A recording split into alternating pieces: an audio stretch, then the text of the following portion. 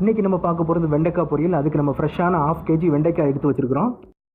இந்த வெண்டைக்காய் பார்த்தீங்கன்னா இதில் நிறைய நன்மைகள் இருக்குது, ஏராளமான நன்மைகள் இருக்குது. குறிப்பிட்டு சொல்லலாம் அப்படின்னு சொன்னால் மாரடைப்பு வராமல் தடுக்குது. அந்த மாரடைப்பு உள்ளவங்களுக்கு ரொம்ப பயனுள்ளதாக இருக்குது. இது அதிகமான நார்ச்சத்துடைய பொருளாக இருக்கிறதுனால மலச்சிக்கல் ஏற்படுத்த வர்றதை தடுக்குது. அதுபோல் மலக்குடல், இரைப்பை இதில் உள்ள பிரச்சனைகளெல்லாம் இது வந்து தீர்க்குது. அதுபோக கேன்சர், அதாவது மலக்குடலில் வரக்கூடிய கேன்சர் வராமல் தடுக்குது. இது போன்ற எண்ணற்ற பயன்களை தருது இந்த வெண்டைக்காய். இந்த வெண்டைக்காவை இப்போ நம்ம சமைக்க போகிறோம். வளவள குளக்குள தன்மை இல்லாமல் உதிரியாக சமைக்க போகிறோம். இப்போ பார்த்தீங்கன்னா சின்ன வெங்காயம் ஒரு 8லேருந்து 10 வெங்காயம் 2ஆக நறுக்கி கட் பண்ணி வச்சுருக்கிறேன். அப்புறம் பூண்டு 3 பல்லு பூண்டு நச்சு வச்சுருக்கிறேன். அப்புறம் சிறுசீரகம் ஒரு 3/4 டீஸ்பூன் வச்சுருக்கிறேன். வழக்கம் போல் கடுகு உளுந்த பருப்பு எடுத்து வச்சுருக்கிறேன். அப்புறம் 3 பச்சை மிளகா கீறி வச்சுருக்கிறேன். தேவையான அளவு கருவேப்பிலை. இப்போ நம்ம என்ன பண்ண போகிறோம்னா பேனை சூடு பண்ணி லோ ஃப்ளேமில் வச்சு இந்த வெண்டைக்காயை வந்து போட்டு வதக்கி எடுக்க போகிறோம். ரொம்ப அதிகமாக ஃப்ளேம் வச்சிடக்கூடாது, ரொம்ப கம்மியாக வச்சு இதில் அப்படியே வதக்கி எடுக்க போகிறோம். இதில் உள்ள பசத்தன்மையெல்லாம் அப்படியே போகும்.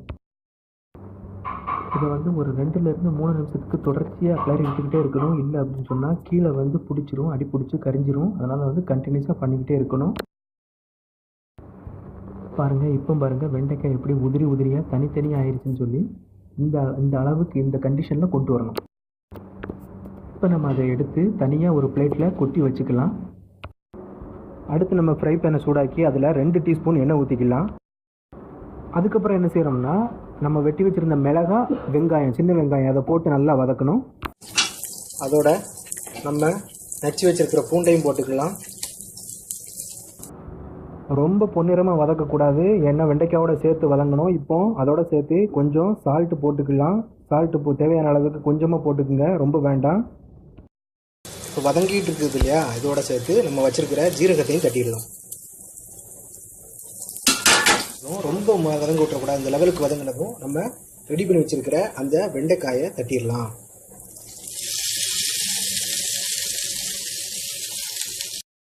வெண்டைக்காய் அதோட தட்டி நல்லா கிளறி விடணும். பாருங்க எப்படி மிக்ஸ் ஆகிருக்குன்னு. இதில் வந்து நம்ம எதுவுமே சேர்க்கக்கூடாது. இதுக்கப்புறம் எக்ஸ்ட்ரா லைட்டாக மஞ்சப்பொடி தவிர வேறு எதுவும் சேர்க்கக்கூடாது. இது மஞ்சப்பொடி போட்டு கிளறி விட்டுட்டு ஃபைனலாக உங்களுக்கு எவ்வளோ தேவையோ அந்த அளவுக்கு உப்பு பார்த்துக்கிடுங்க. உப்பு பார்த்துட்டு உப்பு தேவைன்னா ஆட் பண்ணிக்கிடுங்க. இப்போ மஞ்சப்பொடி, தேவையான அளவு உப்பு எல்லாமே போட்டு கொஞ்ச நேரம் மூடி போட்டு வேக வைக்க போகிறோம்.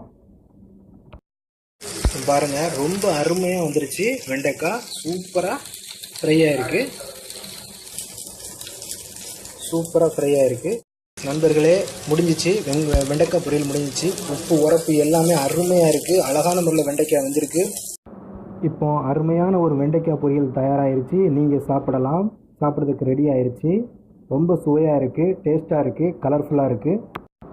இந்த வீடியோ உங்களுக்கு பிடிச்சிருந்துச்சுன்னா லைக் பண்ணுங்கள், கமெண்ட் பண்ணுங்கள், ஷேர் பண்ணுங்கள். அடுத்தடுத்த சுவாரஸ்யமான வீடியோ உங்களுக்கு வரணும் அப்படின்னு சொன்னால் சப்ஸ்கிரைப் பண்ணுங்கள், மறந்துடாதீங்க. பொறுமையாக இந்த வீடியோ வாட்ச் பண்ணதுக்கு மிக்க நன்றி. மீண்டும் SMS ஃபுட் மாஸ்டரின் அடுத்த வீடியோவில் நாம் சந்திக்கலாம். நன்றி.